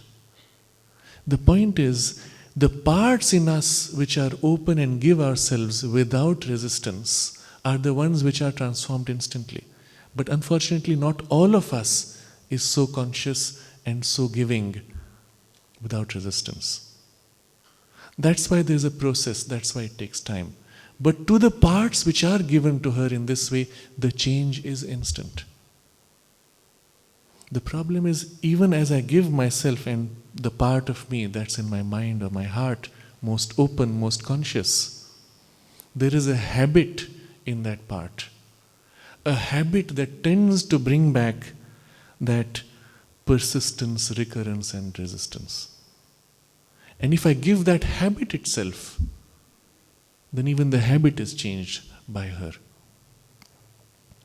So starting with whichever part in us is most conscious, most naturally surrendering, we begin. And as she changes that part, her consciousness seeps into the other parts.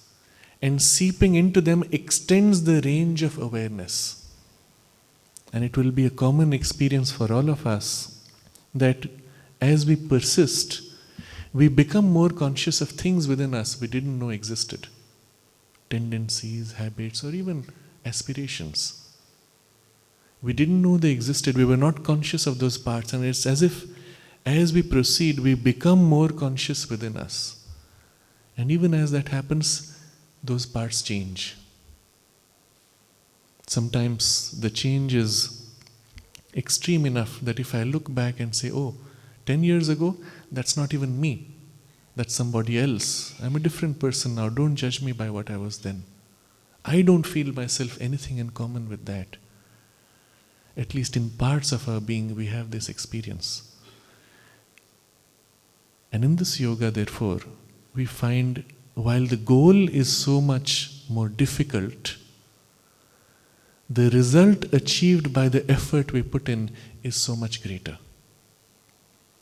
Because the effort we put in is to put ourselves in her hands, and it is her infinite power that works to make the change in us.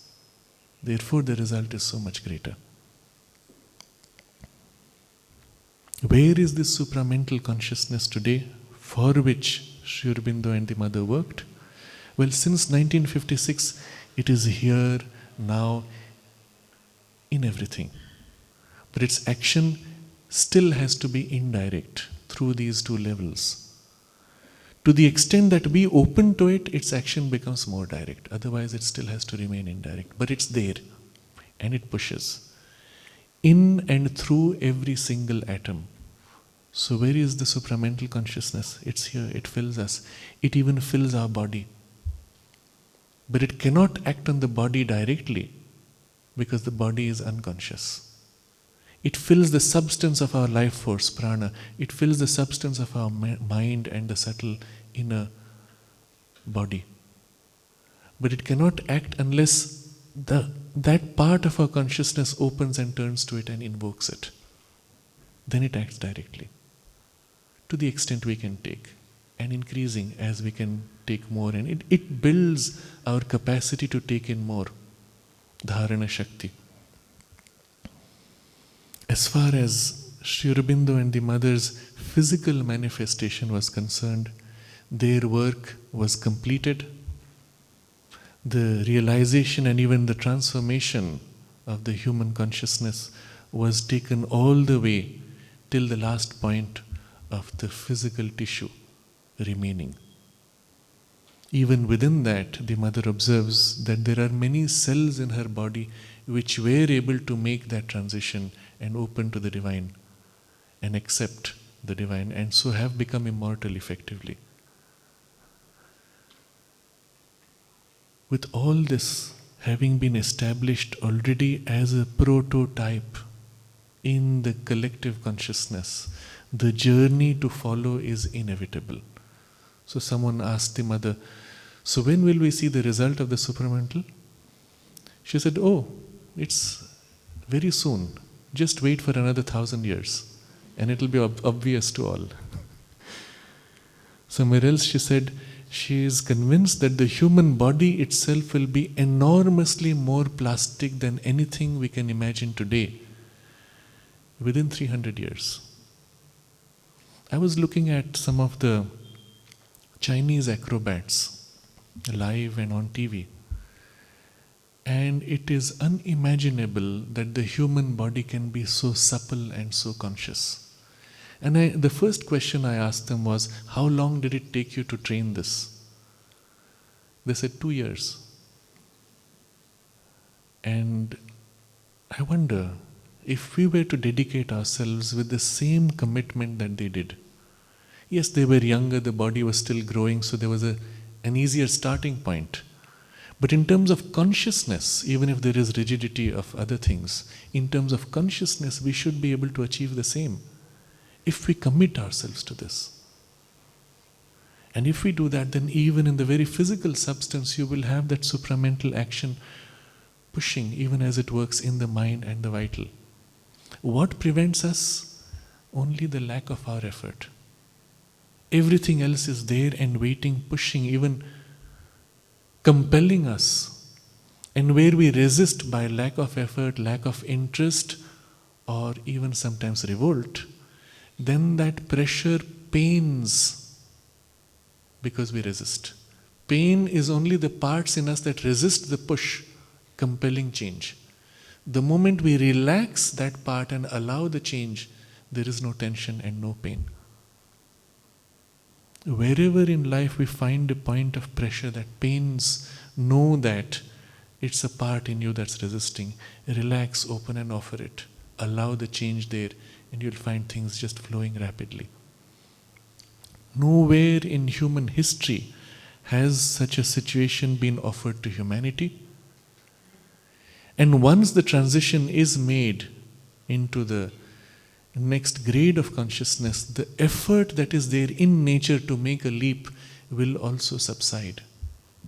This is the point Sri Aurobindo makes. As in the past, in the ape, there was a push to wake up into humanity, and a narrow band of consciousness made that leap with help from above. And then the effort itself subsided. So it will be with humanity. That this narrow band of effort in consciousness terms, making that transition, eventually then the effort will subside. And there will be a gap seen once again. We are among those here who are part of this narrow concentrated effort. A push from nature, a push from our own inmost truths, from our own psychic being and soul. Both are combined, assisting each other. And from above, the supramental pulling. A three-way effort. Soul, nature, and the divine above. And a meeting of these three to make that transition. There is no greater opportunity before or, as we have seen, ever after. This is the single most important life in which we can make extraordinary progress. And sometimes I remind myself when there are other distractions, oh, that would be interesting to see, that would be interesting to experience. I remind myself, we've been through a few million lives doing the same thing, and we might have another few million lives where we can do it again if we want, but this opportunity will not come again. So it's worth it to dedicate ourselves to this effort now. But in spite of that, there are parts in the nature which pull and push. It doesn't matter. The centrality of our being oriented to that We must remind ourselves and recenter ourselves in that aspiration every day. Otherwise, things tend to pull us out into dispersion or distraction. The renewal must be done every day, even if for a few minutes, in whatever form is most easy for us. For the rest, the help is there. I think with this perspective, I think we can take a few questions if there are any.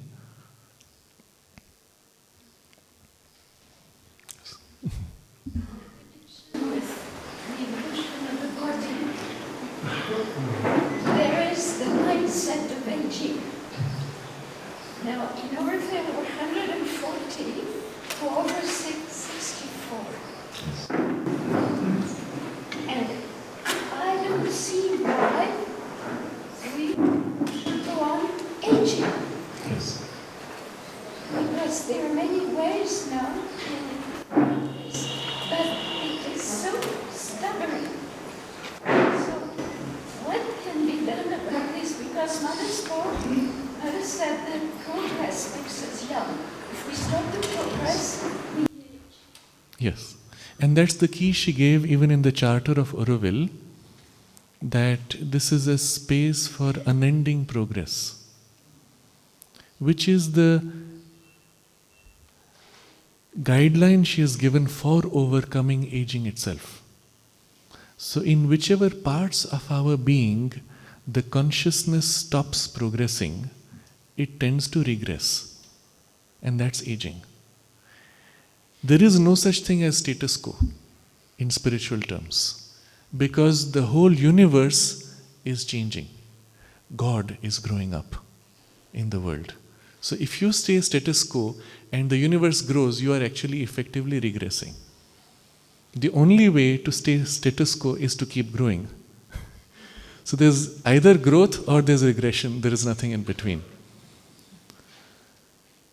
Unfortunately, after a certain point, and often it's the social mindset, especially after our formal education, we think now we have what we need, we don't need to learn more. And that's what starts the gradual decline. But being here and knowing this with the background we have been given by the Mother, it should be possible for us to continue to learn. Life is our school. Auroville is the biggest learning center in the world.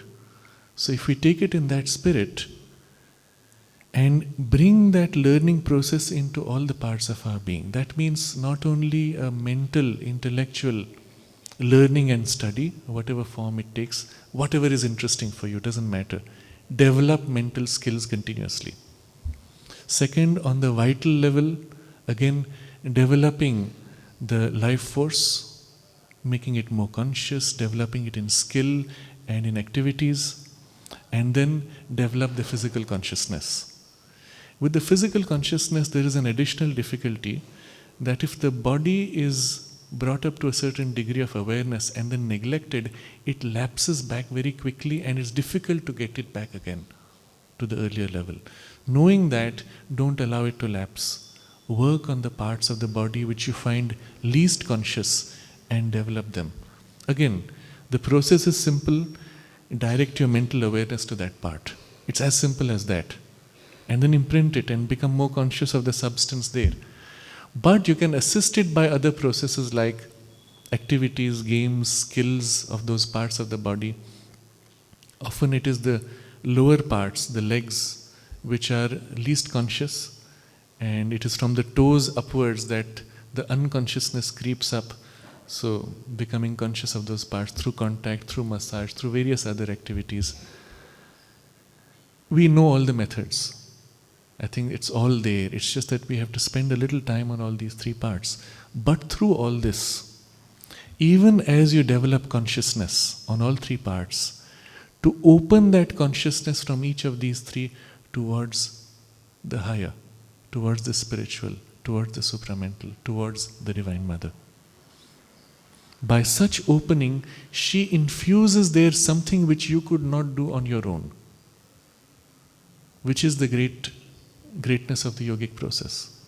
Otherwise, if it's just a question of human effort, we can only go so far.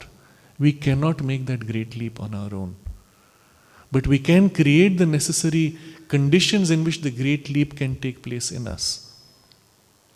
Someone asked the mother, "Mother, how do we make ourselves supramental?" She took it with a sharp retort, "Oh, just try. Try to make yourself supramental, you'll never succeed." The monkey cannot think himself into intellectuality. The supramental can enter within us and supramentalize us. We can only create the necessary circumstances of receptivity. So again, going back to the little booklet, the mother, 3 things you must have, he says: consciousness, plasticity, and surrender. As you become more conscious, the plasticity increases, and that will be a sign, both in the physical, in the vital, in the mental. The loosening up of the rigidities and a widening. And these are assisted most easily by the surrender itself in all these 3 parts. If you take the Charter of Auroville as the program of your life, you will find everything is there in it to guide us through in our yoga itself. It's an extraordinary document.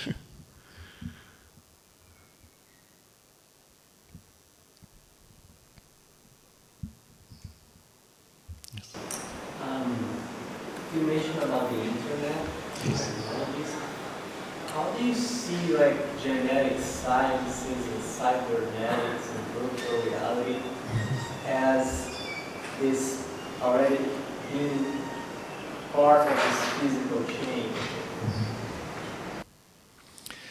The sudden knowledge that science has of matter and the mastery of matter by material process is something which is new and is part of the gift of the new step in evolution. While in the past we have had even greater mastery of matter, it was through occult means, including, for example, in some of the alchemical traditions, the transformation of base metal into gold. It involved occult means, not the mastery of material processes. And this is the first time that the consciousness of human mind has descended in its understanding of matter to this degree and its mastery of matter to this degree by material process, guided of course by the mind, by the intellect. But this itself was possible because there is the higher consciousness which says, okay, now I'm going to give you this knowledge. Including the knowledge of the physiological minuteness of genetics, through which we will get a certain mastery of even the biological processes. But still, that will, while it will give us a practical ability to heal the body, it will not overcome the degeneration, which is the habit of tissue. And that can only be overcome by the spiritual consciousness. So while we may have a practical health, maybe even one can now conceive, and it's discussed in science fiction, you could extend lifespan. We're designed to live for 140 years, that's the estimate. But suppose even we extend it 140 or 200 years, and the mind dulls, the mind becomes rigid, the mind becomes bored. What a poor life it will be. So it's not the conquest biologically which will be the solution, but the change in psychology. The mind itself must remain young, and the cells themselves not just be replaced, but learn to submit to the higher consciousness. So while technology will provide a support from below up to a point of making comfort and a receptive base, it will finally be the change by the higher consciousness which will make the decisive change. Yeah. I want to speak about the agenda of the Mother. Mother said in 1962, 30 March 1962 to Supreme, I come back, finish my agenda in 50 years. It's 2012. Hello, Mother, come back. Yes. But maybe it's not outside, but maybe in some part of the cells of the body, depends. But Mother living everywhere. Yes. But it's very, very interesting about, you explained about guys and about what Moses said about it. I am sure from 2012, you were starting when from We have to take it in that spirit, but not bind ourselves to a fixed date. Because, yes, yes. And also, everything depends on us. It can happen even sooner if we allow ourselves to participate. And if we resist, it will take longer. So of the Center of Education in the ashram, she said, I have no doubt that one day it will be the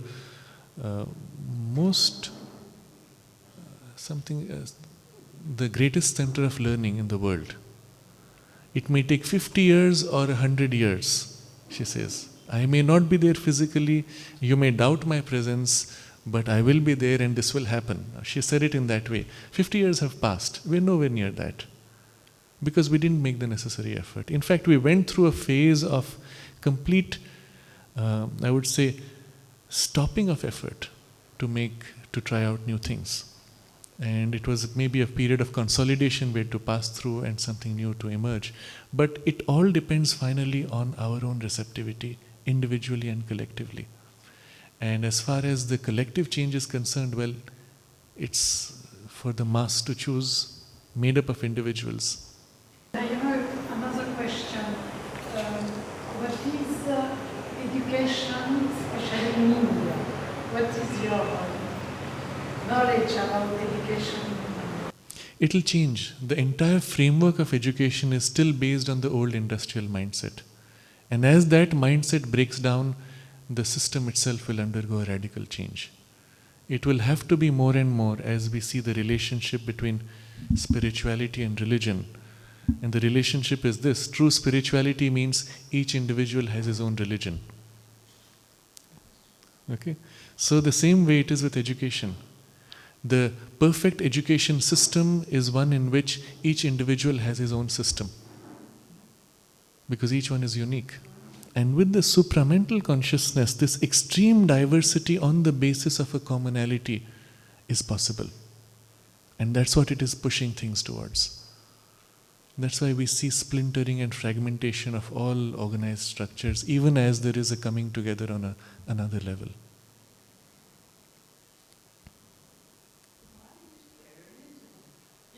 Terrorism is an important point, and we'll close with that question. Sri Aurobindo observes that when the light comes in and is about to overwhelm the darkness consolidates itself into a concentration of darkness, exaggerating its darkness, exaggerating its strength by concentration, pretending to appear as if it is all-powerful and will overcome everything. That's a pretense, created only by its specialized concentration. And that's always the last resistance. That's the sign that it's come to its end and it's about to lose. So when you see the consolidation of all the forces of resistance and regression, and exaggerating their importance through this consolidation, that's the sign that they are about to be finished. They know it, and now you can also know it.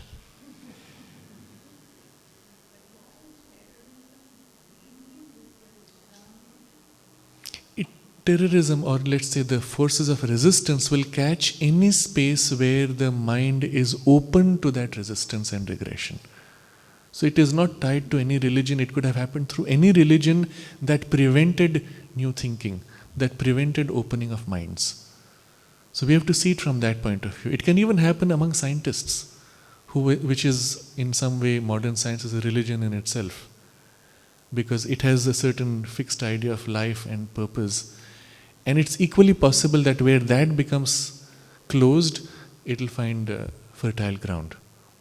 So the nature of the ground is not so important, but the fact of consolidation across the world of all these aggressive forces, that's the sign for us and the hope for us. Because it means it's finished. They know it and they're giving their last attempt. Maybe it's painful, but we can minimize that pain in transition. but we are about to make that breakthrough. We're very close to it. Yes? Do you think that this everywhere seen reoccurrence of reactionary forces and the fascistic tendencies in the West, in the East, among young people, among old people, Yes. Talibanization, do you think this is all a similar phenomenon? Yes. The temporary one? Yes. Many forces which were defeated earlier are part of the consolidation process. Fascism, for example, has been so well defeated and as a result of the Second World War that it cannot come up today on its own. But it can come up in alliance with other forces. That's the consolidation of the regressive forces. So by itself, if it tried, it would just be beaten back instantly. But in consolidation, it's able to project itself and appear like fascism could return on earth. But that's part of the consolidation, and by itself it doesn't have any more the same force. And it's the same, I believe, with most other forces. But is it not also possible that it is one chance that nature is actually providing in that framework, as you said, in this principle of the reinforcement of the three possibilities of? Yes, in a sense, the recurrence is allowed so that it can be permanently removed. So the grain that remained of fascism or various other things, since it's difficult even to extract them because they are so small, when they consolidate, it's also easier to deal with them as a group, as a mass. So in consciousness terms, when the problem is a little exaggerated, it's easier to clean it out, even to recognize it, than if it remains as a small seed wandering inside, covered up. So even the recrudescence, this rising up of all this, is part of the process that indicates a final end. The problem is what we mean by finality in terms of time, how soon, how quickly it will be, that's entirely upon us. It depends on us. We cannot predict it will happen in 2 years or 20 years or 200 years. It's open. The future of Earth is left open and depends entirely on us in the choices we make as a collectivity. That's why Auroville. Mother even described looking at the whole thing in a different way, she said, to prevent another world war. The existence of Auroville prevents that because already something is established here by which humanity can never again enter that kind of fight. So the thing is done on one level. It's done. The future of humanity is certain. The question is now of the unfoldment in terms of time. Just as, and I'll use this analogy which will make it clear, 1920, India became free. On those levels, it was achieved. But from there, Sri Aurobindo said it's a question of time and of unfolding through circumstances. It could have happened in 22. All the circumstances physically were ready. The British were about to negotiate, and that's when a few key leaders misdirected the whole freedom struggle into a different direction. And it led to the split along religious lines, which 20 years later became the division of India, etc. So that was the stupidity of human nature. Of course, you can say forces use human beings, but still, it represented lack of readiness in the collective consciousness to overcome those forces, to refuse them. So, the whole thing was postponed, and now the reunification of this division is also to take place. But it will take place. Similarly with humanity, with the transition into the new consciousness and the new world. It's there, it's ready, it's filling everything even as we breathe. It's the question of the degree of receptivity in the mass. And here in this space is the key, so to say. If we as a collectivity can make that difference in our openness to the new consciousness, then it will impact the whole world and determine the world's future. Yes, the result is determined, but the timing will be determined by what we do, the state in which we are. But Shalom, what he said also 14 agenda after 2000, Sri Aurobindo, all the world know Sri Aurobindo, 50 years. Yes, yes, yes. So we can close with a brief chant as we started with Om and a quiet concentration, reminding ourselves of our purpose here and the divine help which is there from above and nature's support and aspiration which is all around, which makes it the most important moment in the whole of human history and in our lives.